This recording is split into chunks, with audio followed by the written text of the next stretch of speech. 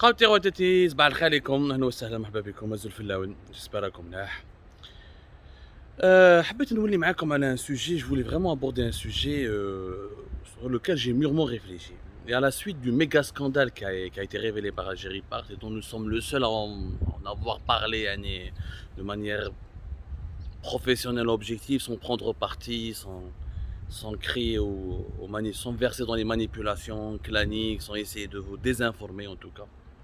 Notre mission est de vous informer le plus objectivement, le plus honnêtement possible. Vous avez tous entendu parler et les trois émissions que nous avons réalisées sur ce scandale et les trois articles que nous avons réalisés sur ce scandale ont fait fureur.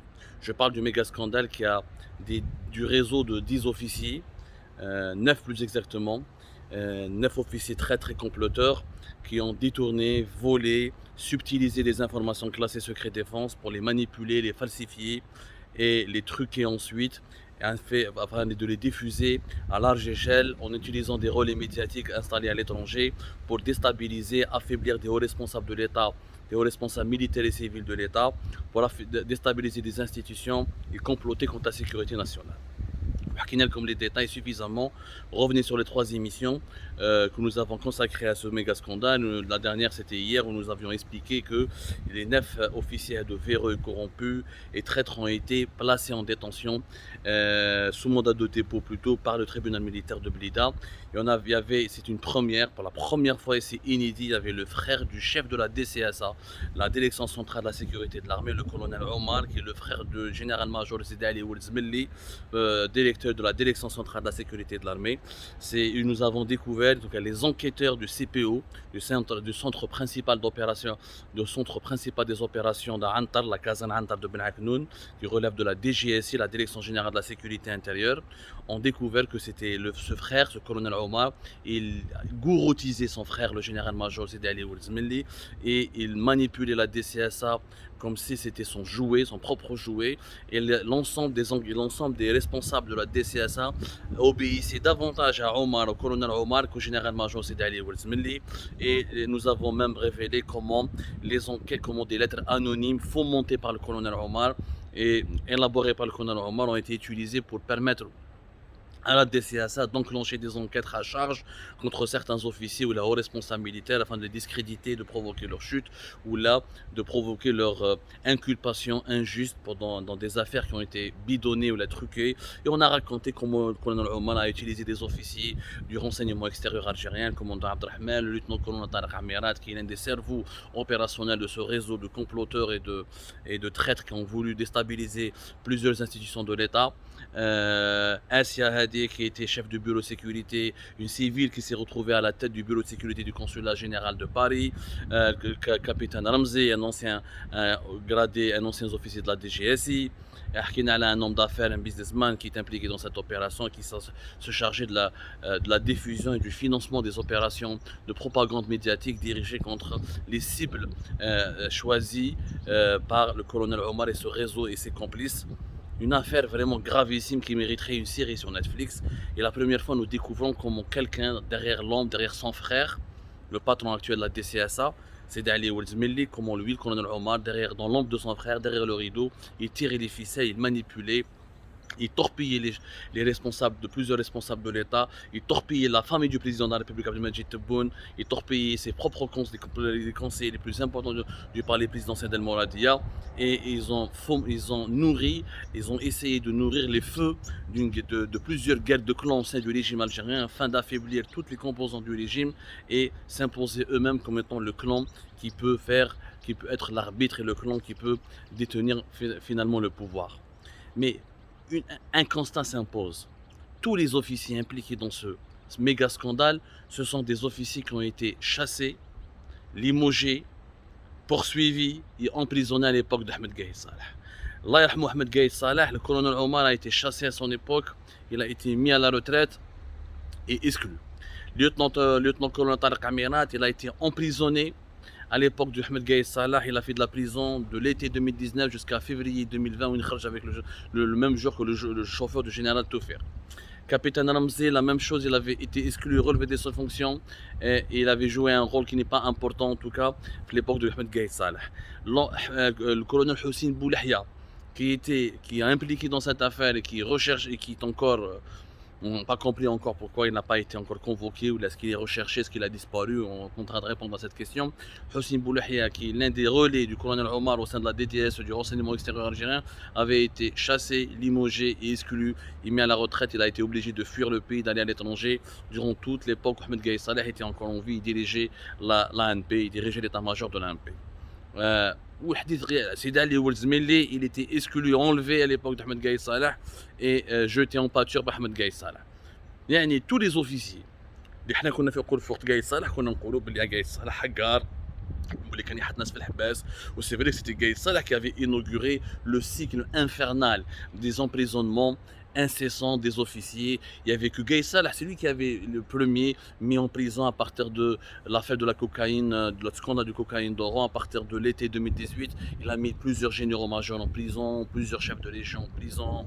Il avait limogé, à partir de 2015, il était l'arme fatale des colons Bouteflika pour démanteler le DRS l'ex-DRS du général Toufir. C'est lui qui était derrière l'emprisonnement du général Hassan, le limogeage et le départ de plusieurs officiers qui étaient fidèles à Mhenna Djebbar en 2013-2014, l'un des disciples, l'un des collaborateurs les plus puissants de général Toufir.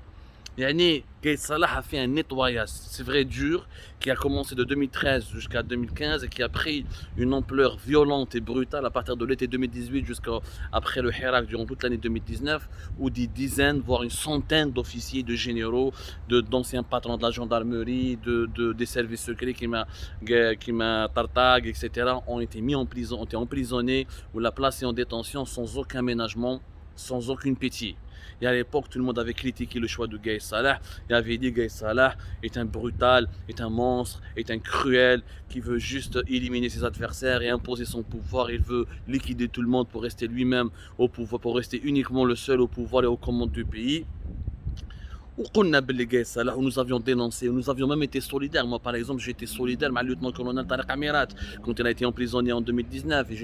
J'avais fait des émissions sur lui, des articles sur lui. Je me suis dit, il n'a rien fait de mal. Il a juste accompagné une délégation des services secrets français en Algérie, ce qui était son boulot, puisqu'il était le chef de bureau de sécurité de l'ambassade d'Algérie à Paris. J'avais manifesté ma solidarité avec lui, ainsi qu'avec plusieurs officiers de la DCSA ou de l'ex-DRS qui ont été emprisonnés à l'époque, qui ont été emprisonnés brutalement, encore une fois, et sont impitoyablement par Gaï Salah.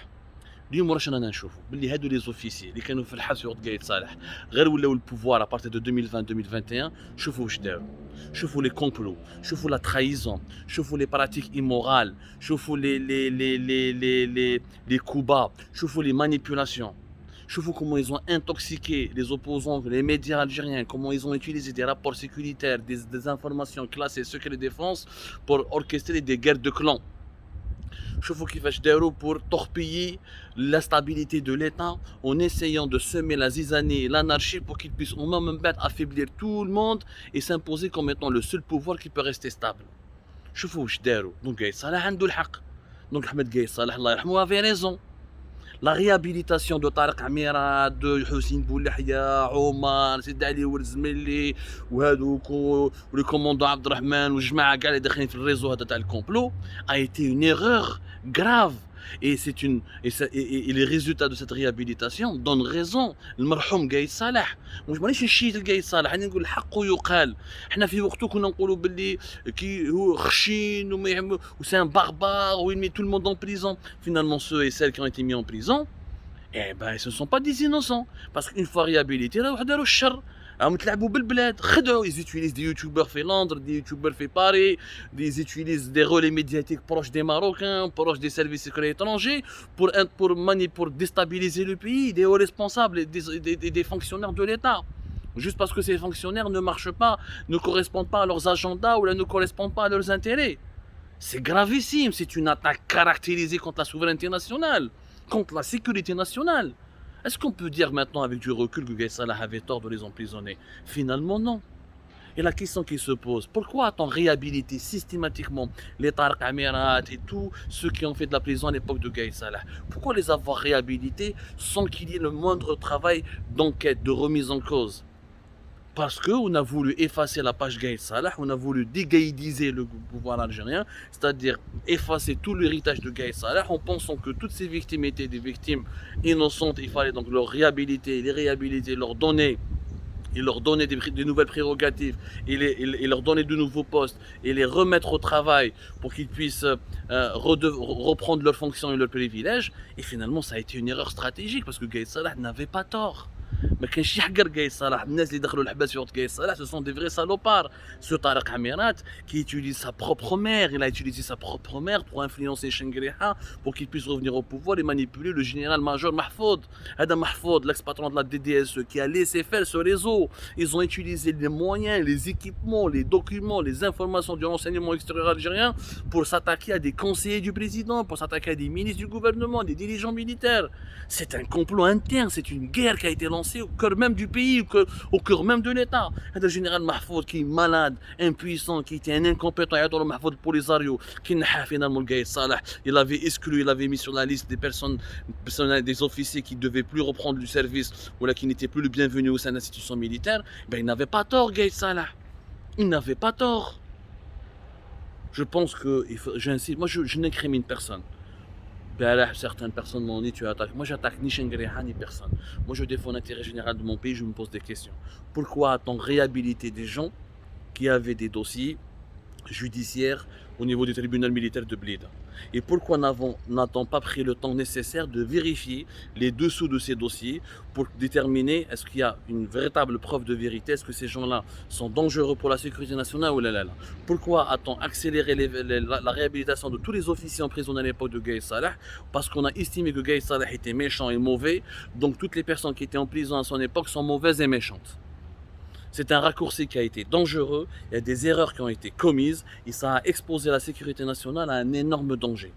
Il faut absolument réouvrir ce dossier et se pencher sur toutes les libérations qui ont été décidées après la mort de Gaïd Salah et pourquoi elles ont été décidées, au nom de quoi. Et est-ce que les enquêtes de la DCSA maintenant qui ont été accomplies durant le règne de Sidi Ali Ouelzmeli, qui appelait apparemment selon nos investigations à relever de ses fonctions dans les heures ou dans les jours à venir, est-ce que toutes les enquêtes qui ont été accomplies maintenant par la DCSA sont fiables, justes et honnêtes quand on voit le résultat catastrophique et comment elles ont été manipulées par un officier à la retraite, le colonel Omar et certains réseaux et ses complices qui ont formé un réseau de comploteurs et de traîtres. On reviendra sur ce méga scandale avec des informations beaucoup plus détaillées dans les jours à venir. C'est comme ça.